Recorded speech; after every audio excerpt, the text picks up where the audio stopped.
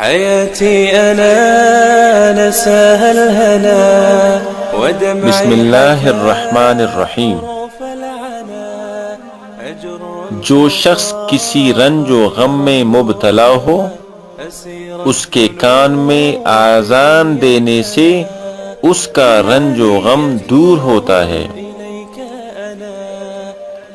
حضرت علی رضی اللہ تعالیٰ عنہ فرماتے ہیں کہ رسول اللہ صلی اللہ علیہ وسلم نے مجھے غمگین دیکھ کر فرمایا، ابن ابی طالب، میں تمہیں غمگین دیکھ رہا ہوں۔ میں نے کہا جی ہاں۔ آپ صلی اللہ علیہ وسلم نے فرمایا کہ تم اپنے گھر والوں میں سے کسی سے کہو کہ وہ تمہارے کان میں آذان دے، کیونکہ یہ غم کا علاج ہے۔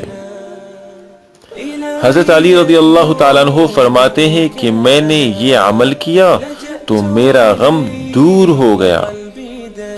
اسی طرح حدیث کے تمام راویوں نے آزما کر دیکھا تو سب نے اس کو مجرب پایا۔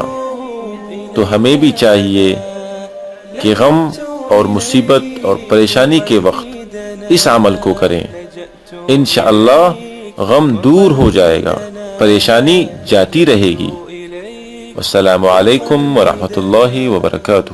إلهي أتوب إليك أنا لجأت إليك وقلبي دنا لجأت إليك وقلبي دنا لجأت إليك وقلبي دنا